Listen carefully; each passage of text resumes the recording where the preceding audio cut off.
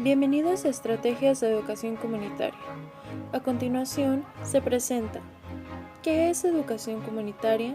Fases de la elaboración del diagnóstico de problemas y necesidades en la comunidad y pedagogías alternativas. Comencemos. ¿Qué es educación comunitaria?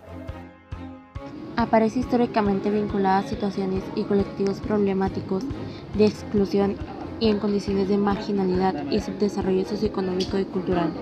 Es un proceso de cambio y descolonización, liberación de mentes que permite un cambio de estructuras. Está basada en un enfoque y principios comunitarios. No implica solamente cambios de contenidos, sino un cambio en la estructura educativa. Salir de la lógica individual antropocéntrica para entrar a una lógica natural comunitaria. Salir de una enseñanza que alienta el espíritu de competencia a una enseñanza-aprendizaje complementaria para que todos vivan bien y en plenitud. Su desarrollo se consolidará al tomar en cuenta sus dimensiones territoriales, sus aspectos psicosociales, socioculturales y políticos.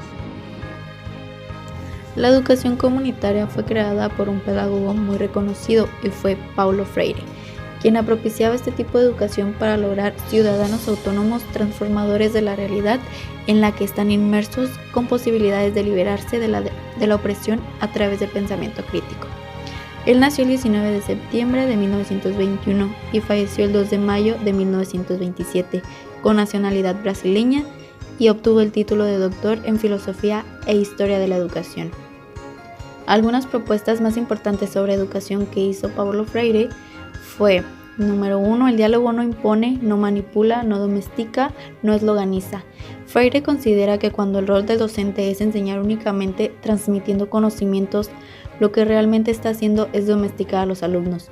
Por lo contrario, cuando el proceso de aprendizaje se da a partir del diálogo o de un intercambio, se invita a la otra persona a ser parte activa de un proceso de reflexión. Número 2. Enseñar es instaurar las condiciones para que cada persona pueda generar conocimiento por sí misma. Es decir, que él mencionaba la alternativa más efectiva para lograrlo es que el docente fomente el diálogo constante con sus estudiantes, de manera que éste participe de todo el proceso. Número 3. Una sociedad democrática nada tiene que ver con personas en silencio. Este educador brasileño considera que una sociedad en la que la población no expresa o vive en silencio poco tiene que ver con una sociedad democrática. A diferencia de ello, cuando las personas tienen una conciencia crítica, pueden participar activamente en la sociedad proponiendo tanto ideas como soluciones. Número 4. La investigación es fundamental para construir conocimiento. Sobre este punto, Freire agrega que tener la libertad de buscar e investigar de forma permanente es clave para vivir en un clima pedagógico. Y por último, número 5, la alfabetización es la clave para liberar a los oprimidos. Según Freire, al tener la posibilidad tanto de hablar como de opinar, los oprimidos pueden construir su camino hacia la libertad, pudiendo así ser conscientes de su existencia y protagonistas de su propia historia.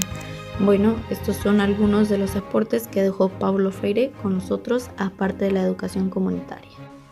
¿Cómo funciona la educación comunitaria? La educación comunitaria busca el desarrollo de habilidades domésticas y capacitación para el autoempleo. Los destinatarios principales son las mujeres rurales. Como propósito es explorar el significado de los programas de educación para los participantes desde su propia perspectiva e indagar su función social que se cumplen en social, legitimación y reproducción. Algunas de las funciones y acciones que tiene que realizar la educación comunitaria es ampliar y diversificar las oportunidades educativas para que los niños, niñas y jóvenes de las localidades con alto y muy alto rasgo social y educativo del país reciban los beneficios de la educación inicial, se inscriban, permanezcan y culminen su educación básica. La educación comunitaria está basada en un enfoque y principio comunitario. No implica solamente un cambio de contenidos, sino un cambio en la estructura educativa. Esto significa salir de la lógica individual para entrar a una lógica natural comunitaria. salir de una enseñanza y evaluación individuales a una enseñanza y valoración comunitarias, salir del proceso de desintegración del ser humano con la naturaleza y reemplazarlo por la conciencia integrada con la naturaleza, salir de una enseñanza orientada a obtener solo fuerza de trabajo para instituir una enseñanza que permita expresar nuestras capacidades naturales, salir de la teoría dirigida a la razón para solo entender, a una enseñanza práctica para comprender con sabiduría, salir de una enseñanza que aliente el espíritu de competencia a una enseñanza aprendizaje completamente para que todos vivamos bien y en plenitud. ¿Quién va dirigida a la educación comunitaria? La educación comunitaria va dirigida a las personas que habitan una comunidad en vías de desarrollo, que buscan un cambio en el modo de enfrentar la realidad, interpretarla y de reaccionar ante ella. Este modelo de educación propicia el trabajo conjunto de alumnos con diferentes conocimientos y edades, que son integrados en comunidades de aprendizaje.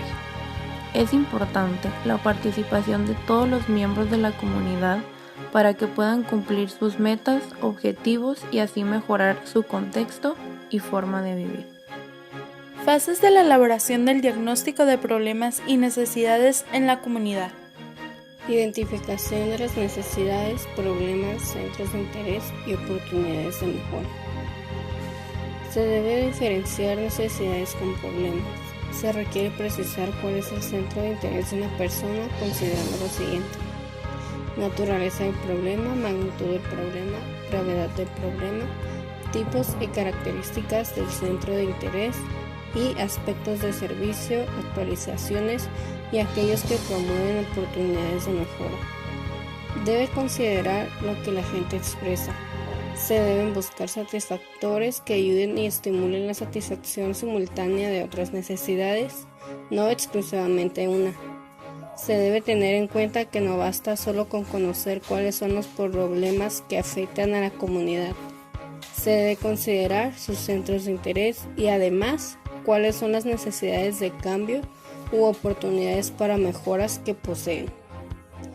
Para realizar esta identificación se debe realizar primero la naturaleza del problema o la necesidad, indicando de una manera muy concreta el problema y la necesidad. Se debe realizar la magnitud del problema o necesidad, determinando a cuántas personas afecta el problema, en qué espacio o territorio. Por último, se debe realizar la gravedad del problema o necesidad de las consecuencias negativas que éste puede traer. Pronóstico de la situación. Es un componente proyectivo del sistema, es una predicción sobre lo anteriormente conocido y que se torna posibilidad real del estado de una cosa o problema. Como funciones fundamentales del pronóstico se definen la función cognoscitiva, que se manifiesta en el hecho de que en toda acción de pronosticar se sintetiza el resultado del análisis de la experiencia anterior, integrada a lo que se vivencia en el presente. La información que puede brindar una conclusión diagnóstica se caracteriza por ello, todo lo cual ofrece fundamentos para proyectar el futuro, es decir, brindar nuevas alternativas cognoscitivas. Estos recursos permiten un adecuado control y la consecuente regularización de la actividad que se realice. La tercera fase del diagnóstico es la identificación de recursos y medios de acción, en donde se refleja la información de aquellos recursos y medios disponibles para resolver los problemas y atender aquellas necesidades que fueron detectadas, detallando además la ayuda que se necesita o, en caso de necesitar asesoramiento, especificar de qué tipo. Además, se debe identificar tipo y cantidad de recursos que se podrían requerir. Esta tarea puede iniciarse respondiendo a las siguientes cuestiones. Número 1. ¿Quién puede resolver los problemas? Es decir, lo que se necesita saber es qué personas o a qué nivel se puede resolver los problemas y necesidades detectadas. Número 2. ¿Qué tipo de ayuda o atención necesita? Una vez planteado quién puede resolver mejor los problemas, es preciso responder qué tipo de ayuda se requerirá por parte de esas personas, grupos o colectivos, para que puedan efectivamente afrontar la solución. Para finalizar, La búsqueda de recursos es conveniente que se oriente teniendo en cuenta dos aspectos importantes, que son los recursos internos, por ejemplo, materiales que cuente la propia comunidad, o los recursos externos existentes y potencialmente disponibles, por ejemplo, fondos, apoyo técnico facilitado por organismos públicos o privados, o equipamientos complejos. Determinación de prioridades en las fases de un diagnóstico. El modelo de Kaufman 1988 gira alrededor de las organizaciones y es un proceso complejo en el que se desempeña un papel importante, el diagnóstico de necesidades. En la determinación de necesidades surgen los elementos siguientes. Número 1. Participantes en la planificación, realizadores, destinatarios. Número 2. Discrepancias entre lo que es y lo que debería ser contextos, entradas, procesos y productos con los resultados finales. Número 3. Priorización de necesidades con las fases siguientes. Toma de decisiones de planificar una organización social determinada. Identificación de síntomas de problemas. Determinación del ámbito de la planificación de la organización elegida. Identificar los recursos y procedimientos de diagnóstico de necesidades. Seleccionar los idóneos y lograr la participación de los interesados en dicha planificación, determinar las condiciones existentes y las requeridas, conciliar las posibilidades de discrepancias existentes entre los participantes en la planificación seleccionada, asignar prioridades entre las discrepancias y elegir aquellas a las que se les vaya a aplicar una acción social determinada, garantizar que el proceso de diagnóstico de necesidades sea un sistema constante. Un segundo modelo de diagnóstico de necesidades se fundamenta en las carencias e insuficiencias y se dirige a detectar las deficiencias que se presenten en contextos en riesgo de exclusión social que dificultan una intervención eficaz. Es preciso en este modelo diagnosticar los factores y dimensiones que determinan las limitaciones y déficits observados, con el objeto de elaborar estrategias que posibiliten la acción social en función de las necesidades adecuadamente seleccionadas y priorizadas, y tomar decisiones sobre la asignación de los recursos humanos y materiales respectivos. La fase número 5 es orientar. Se refiere a orientar estrategias de acción y fundamentarlas para que sean de utilidad en la práctica. Este establece estrategias aptas para un problema y lo que se requiere establecer son sus causas, las razones del comportamiento positivo o negativo y sus factores contextuales. El diagnóstico social es un proceso complejo que consulta de diferentes fases. 1. Descubrimiento del problema a investigar. 2. Documentación y definición del problema. 3. Imaginar una respuesta probable al mismo. 4. Imaginar consecuencias de las hipótesis. 5. Diseñar verificación de las hipótesis. 6. Contraste de la realidad. 7. Establecimiento de consecuencias. 8. Generalizar resultados. La práctica profesional tiene dos fases fundamentales. Fase 1. Investigación, diagnóstico. Fase 2. Intervención, evaluación. El diagnóstico permite orientar y enfocar la intervención a los aspectos más relevantes. Es una conclusión no definitiva sobre la situación del problema. Pedagogías alternativas. ¿Qué es una pedagogía alternativa? ¿Alguien tiene idea de lo que es este concepto? Una pedagogía alternativa permite generar un trabajo participativo del alumno a partir de la orientación y guía del docente, permitiendo al alumnado su propia reflexión y meditaciones pedagógicas. La interacción entre alumnos es el objetivo principal de la pedagogía alternativa, que entre ellos haya la máxima comunicación posible con el intercambio de conocimientos. Llamamos autonomía a la capacidad de actuar según el propio criterio, es decir, de acuerdo con una regla que nos permite juzgar sobre lo bueno y lo malo, lo conveniente o lo inconveniente. Dentro del centro escolar, la enseñanza supone un proceso de interacción entre el alumno y el profesor. El profesorado tiene como función mediar entre la estructura cognitiva del alumno y la cultura o sociedad. Esto, pedagógicamente, constituye el currículo escolar. A continuación, vienen 4 de las pedagogías alternativas más relevantes en el ámbito escolar. La escuela tradicional. La escuela tradicional sustenta que la disciplina y los ejercicios escolares son suficientes para desarrollar las virtudes humanas de los alumnos y que el castigo, ya sean amenazas, censuras, humillaciones públicas, o castigo físico estimula de manera constante el progreso del alumno. Finalidad de la escuela tradicional. Su finalidad es la conservación del orden de cosas y para ello el profesor asume el poder y la autoridad como transmisor esencial de conocimientos, quien exige disciplina y obediencia, apiadándose de una imagen impositiva, coercitiva, paternalista, autoritaria, y esto ha trascendido y subsiste hoy en día, por lo cual la reconocemos como escuela tradicional. El contenido.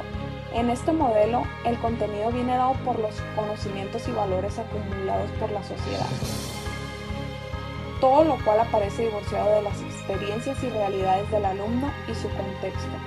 El contenido curricular es racionalista y académico. Rol del docente. Él es el centro del proceso de enseñanza y educación. Es el que informa los conocimientos y se considera sujeto principal. Rol del estudiante. Tiene poco margen para pensar y elaborar conocimientos, se le exige la memorización y no hay un adecuado desarrollo de pensamiento teórico. Tiene un rol pasivo. Características de la clase. Se transmite de manera verbal con un gran volumen de información. El objetivo es elaborado de forma descriptiva y va dirigido más a la tarea del profesor, por lo cual no se establecen habilidades. No hay experiencias vivenciales, los contenidos se ofrecen como segmentos fragmentados, desvinculados de la totalidad. Se realizan pocas actividades de carácter práctico por el alumno, no se controla cómo ocurre el proceso de aprendizaje y se evalúan los resultados a nivel reproductivo. Este método es fundamentalmente expositivo. Pedagogía Freire. Para Freire, la educación no consiste en una mera transmisión de conocimiento, sino la continuación de un mundo en común. Por lo tanto, el conocimiento se construye día a día, en las aulas y por medio de la educación, tanto formal como no formal. El método que plantea Freire es el concientizar y politizar a la sociedad. Por lo tanto, la metodología a utilizar en el aula está determinada por el contexto en el que se mueva la sociedad, por lo que no se puede ser rígido ni tampoco universal, sino que la educación ha de ir construyéndose por los hombres, en su calidad de sujetos que son capaces de transformar su propia realidad. Y es que lo más importante en el mundo es la alfabetización, ya que a través de ella el hombre podría llegar a la liberación. Como podemos comprobar, la metodología seguida por Freire está basada en la práctica, sometida al cambio constante, la evolución y la reformulación. La intención de la educación popular es desarrollar estrategias para reforzar y conservar a la comunidad, más específicamente la comunicación y la organización política de sectores populares históricamente oprimidos. Esta educación fue desarrollada a partir de la filosofía de Paulo Freire, al reconocer la necesidad de fortalecer actores sociales y de potenciar ambientes de participación. La educación popular se caracteriza por ser creativa, utópica, multicultural, concreta, democrática y colectiva. Les voy a hablar acerca de la pedagogía de Waldorf, que consiste en una educación de aprendizaje cooperativo e individualizado, en donde los alumnos son los encargados de su propio aprendizaje. Todo esto basándose en la participación e integración de los alumnos y familiares. Dentro de esta pedagogía, a los alumnos se les enseña asignaturas artísticas, como lo son artes, danza, teatro, pintura, artesanías, entre otros, en donde el alumno va a tener esa libertad de desarrollar su imaginación y creatividad, cual es algo que falta hoy en día porque muchos alumnos, por miedo al fracaso o al que dirán otras personas, no se sienten libres de realizar las cosas que les gustan. Con la pedagogía de Waldorf hace que los alumnos se sientan libres de aprender bajo su ritmo. Y lo más importante es que son cosas nuevas y siempre va a ser divertido el asistir a clases porque siempre se está innovando y lo más importante para estas instituciones siempre serán los alumnos. Y para finalizar, se van a mencionar los septenios dentro de esta pedagogía, que esta se divide en 3 etapas que son jardín de infancia, edad escolar y edad joven adulta. La primera etapa es de los 0 a los 7 años, donde se va a desarrollar la psicomotricidad fina y gruesa, el conocer su entorno físico y para esto se da un aprendizaje por medio del entorno y del juego para que se consigan mejores resultados y los alumnos mejoren sus habilidades. Todo esto se hace en talleres especiales y cocina en base a sus edades. La segunda etapa es de los 7 a los 14 años, donde se basa únicamente en la imaginación y creatividad de cada alumno, por lo cual el docente tiene que impartir todas sus materias, ya sea idiomas, matemáticas, lenguaje, entre otras, por medio del juego o de historias, para que ellos se fomente la creatividad. Por ende, el docente tiene que ser muy entregado en su trabajo para tener esa chispa al momento de impartir todo este tipo de actividades.